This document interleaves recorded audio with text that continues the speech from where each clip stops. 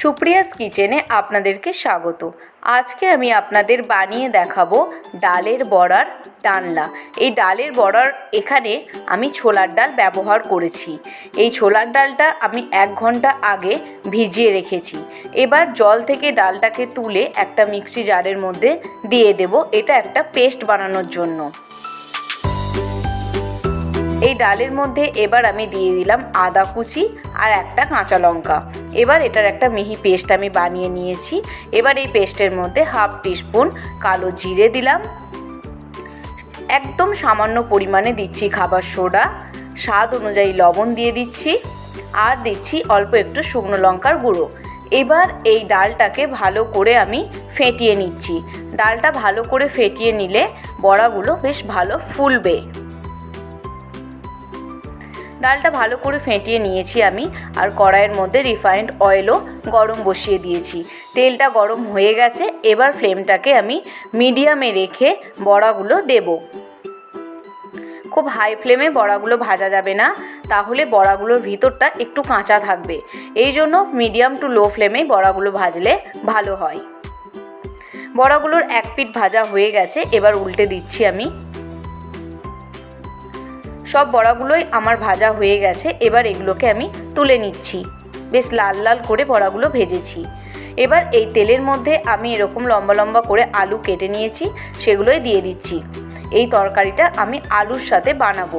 চাইলে আপনারা শুধু ডালনাও বানাতে পারেন। এর মধ্যে আমি হলুদ আর সামান্য লবণ দিয়ে দিলাম। হলুদ আর লবণের সাথে মিশিয়ে আলুগুলো ভেজে নিচ্ছি। আলুগুলো ভাজা হয়ে গেছে, আমি তুলে নিচ্ছি। এবার এই তেলের মধ্যে আমি দিয়ে দিচ্ছি 2টো তেজপাতা, 2টো শুকনো লঙ্কা আর 1/2 টিস্পুন গোটা জিরে। এবার জিরেটা আমি 20 সেকেন্ড ভেজে নিচ্ছি। এবার এর মধ্যে আমি দিয়ে দিলাম আদা বাটা। আদাটাও কিছুক্ষণ ভেজে নেব, তাহলে আদার কাঁচা গন্ধটা চলে যাবে। এবার এর মধ্যে আমি একটা টমেটো পেস্ট দিয়ে দেব।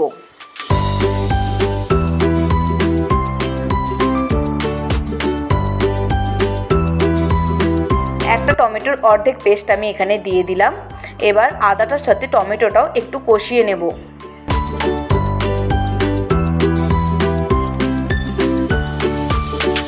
মশলাটা কষিয়ে নিচ্ছি। এবার এর মধ্যে মশলাগুলো অ্যাড করব। প্রথমে দিয়ে দিলাম হলুদ গুঁড়ো, শুকনো লঙ্কার গুঁড়ো, ধনে গুঁড়ো আর জিরে গুঁড়ো, আর সাথে দিলাম কাশ্মীরি লঙ্কার গুঁড়ো। সবগুলোই কিন্তু আমি 1/2 চামচ করে, ছোটো চামচের 1/2 চামচ দিয়ে দিয়েছি। এবার মশলাটা ভালো করে কষিয়ে নিতে হবে।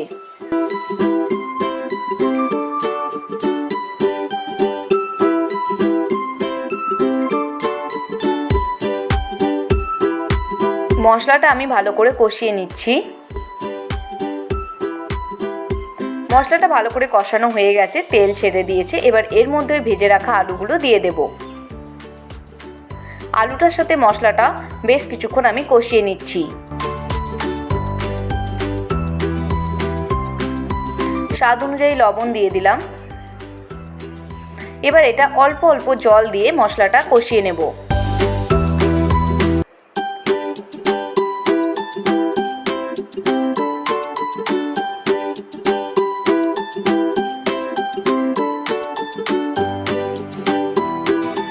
অনেকক্ষণ আমি কষিয়ে নিয়েছি মশলাটা।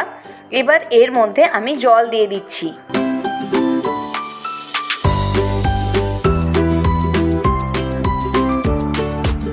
যেমন তরকারির ঝোল খাবেন সেই অনুযায়ী জলটা দেবেন। এবার ঢাকা দিয়ে দিলাম। জলটা ফুটে গেছে। এবার এর মধ্যে আমি ভাজা বড়াগুলো দিয়ে দিচ্ছি।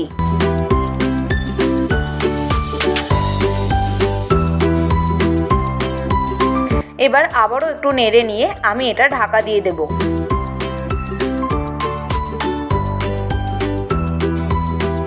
ঢাকনা খুলে দেখুন, ঝোলটা প্রায় হয়ে গেছে। তরকারিটা, আলুটাও বেশ ভালো সিদ্ধ হয়ে গেছে, ঝোলটা অনেকটা টেনে নিয়েছে। এবার আমি এর মধ্যে দিয়ে দেব 1/2 টিস্পুন চিনি, কারণ যেহেতু এটা নিরামিষ তরকারি তাই একটু মিষ্টি হলে ভালো লাগবে। আর দিয়ে দিলাম উপর থেকে অল্প একটু শাহি গরম মশলা, আর দিয়ে দিচ্ছি একটু ঘি। এবার একটু নেড়ে নিয়ে আবারও এটা কিছুক্ষণের জন্য আমি ঢেকে রাখবো। এটা স্ট্যান্ডিং টাইমে রাখছি। ছোলার ডালের ডালনা একেবারে রেডি হয়ে গেছে। আমি এবার এটা নামিয়ে নেব।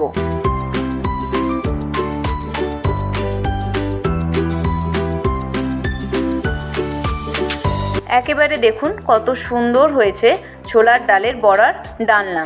এই ডালনাটা আপনারা বাড়িতে বানিয়ে খাবেন। ভালো লাগলে আমাকে কমেন্টের মাধ্যমে জানাতে পারেন। আর আমার চ্যানেলে নতুন হলে চ্যানেলটি লাইক, শেয়ার, সাবস্ক্রাইব করতে ভুলবেন না।